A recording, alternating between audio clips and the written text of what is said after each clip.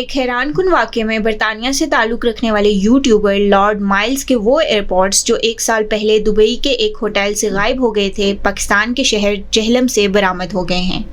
Lord miles نے apple کی find مائی application کے ذریعے دیکھا کہ ان کے گمشدہ ایئرپورٹس پاکستان میں موجود ہیں۔ یہ لوکیشن جہلم شہر کی نکلی، جس پر انہوں نے سوشل میڈیا پر اپیل کی اور مقامی حکام سے رابطہ کیا۔ اس اطلاع پر فوری کارروائی کرتے ہوئے پنجاب پولیس نے ڈی پی او جہلم طارق عزیز سندھو کی نگرانی میں متعلقہ علاقے میں تفتیش کی اور بالآخر وہ شخص ڈھونڈ نکالا جو ان ایئرپورٹس کو استعمال کر رہا تھا۔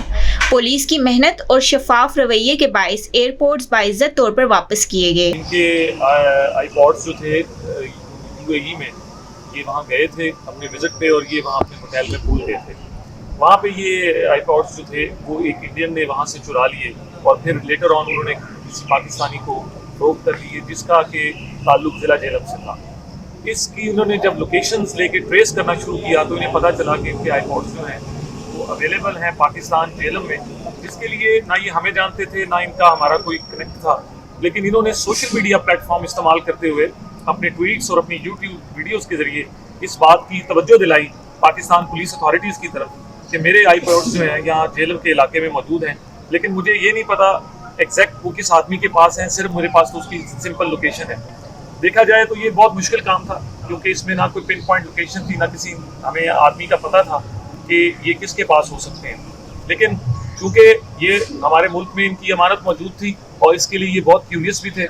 اور یہ ایک بڑے ریناؤنڈ وہاں کے یوٹیوبر بھی ہیں، اس کے لیے ہم نے پوری کوشش کی کہ ایک جو فارن نیشنل ہے اگر اس کی کوئی اسٹولن پراپرٹی پاکستان میں مل جائے تو یہ ہماری ایک بہت بڑی کامیابی ہوگی۔ اسی حوالہ سے پھر ہم نے اس کی تلاش کا آغاز کیا، جو کہ صرف ایک لوکیشن پر ہم نے پھر ڈور ٹو ڈور جس طرح انفارمیشن ہیومن انٹیلیجنس کے ذریعے حاصل کی، جس کے نتیجہ میں ہم نے ان کے آئی پوڈز جو تھے یہاں سے ریکور کیے، جس شخص سے انہوں نے بتایا کہ میں یہ خرید کر کے انڈین سے یو اے ای سے لایا ہوں۔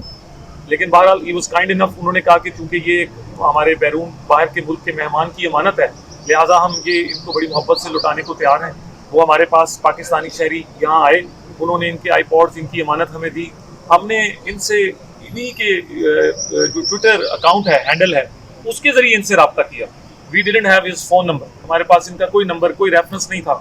لیکن ہم نے انہی کے ٹویٹس کا ری ٹویٹ کر کے ان کو جواب دیا کہ ہم سکسیزفل ہو گئے ہیں آپ کے آئی پوڈس کو ٹریس کرنے کے لیے، جس کے لیے ان کو کافی فکر کا سامنا تھا۔ تو الحمدللہ یہ ہم نے ٹریس بھی کیے پاکستان میں اور ان کو انفارم بھی کیا،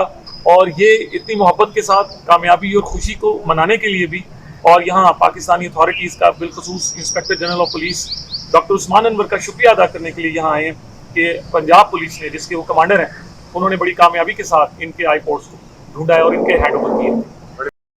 This Indian man who stole my AirPods in Dubai from my hotel room and sold it to a Pakistani who didn't know it was stolen.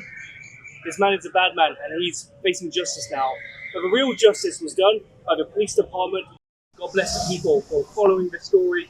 and hoping I get this back.